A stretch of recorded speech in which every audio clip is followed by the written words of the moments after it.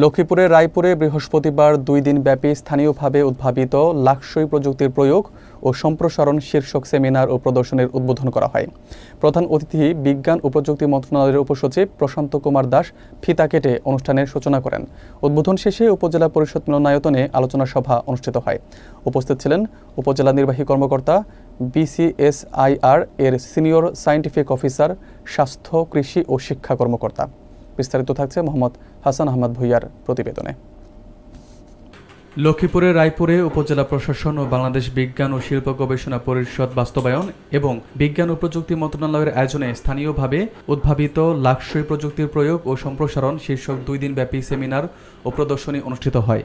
বৃহস্পতিবার বিকাল 3টায় উপজেলা পরিষদ প্রাঙ্গণে প্রধান অতিথি উপসচিব প্রশান্ত কুমার দাস ফিতা কেটে প্রদর্শনী উদ্বোধন করেন।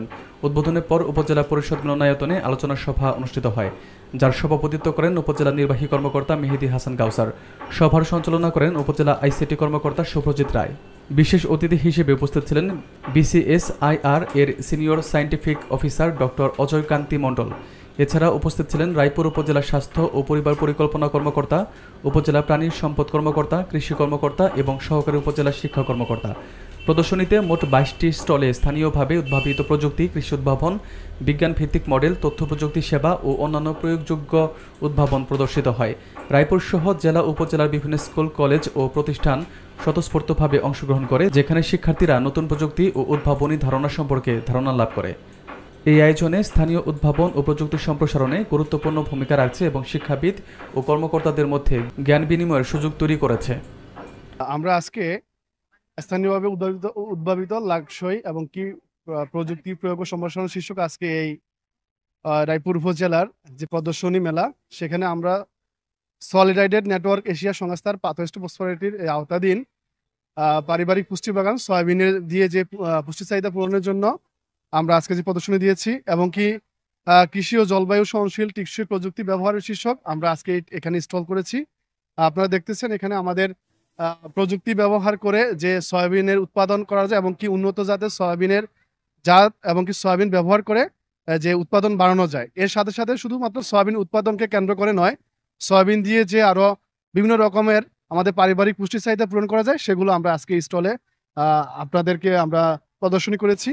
তো আমি যে বিষয়টি বলতে চাচ্ছি যে শুধুমাত্র সয়াবিন উৎপাদনই নয়, সয়াবিন উৎপাদন করার মাধ্যমে আমাদেরকে পারিবারিক পুষ্টি চাহিদা পূরণের জন্য সয়াবিনের ব্যবহার এবং কি উন্নত সয়াবিনের ব্যবহার যে মানদণ্ড, সেটাও আমাদের জন্য বেশি জরুরি।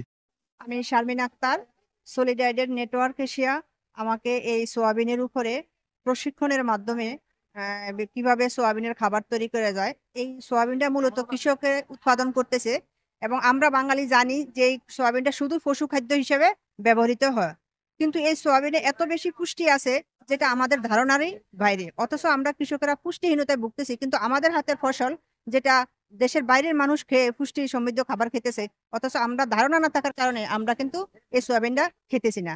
তো বিভিন্ন আমাদেরকে প্রশিক্ষণের মাধ্যমে কিভাবে সোয়াবিন প্রক্রিয়া করে আমরা বিভিন্ন খাবার উৎপাদন করতে পারি। যেমন আজকে দেখেন আমার এখানে প্রায় 20 থেকে 25 আইটেমের খাবার আছে, যেটা সম্পূর্ণরূপে সোয়াবিন দিয়ে। এবং আমরা এই যে সোয়াবিনের তোফু তৈরি করি, যেটা আমাদের ঢাকা শহরে বিভিন্ন সুপার শপগুলি নিয়ে আমাদের এই গ্রাম থেকে এই তোফুটা, সয়াবিনের তোফুটা ঢাকা আমরা পাঠাইতেছি।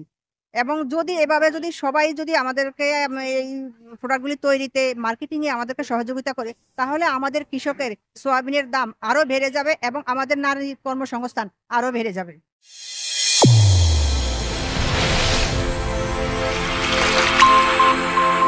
চ্যানেল A1 হৃদয়ের স্পন্দন।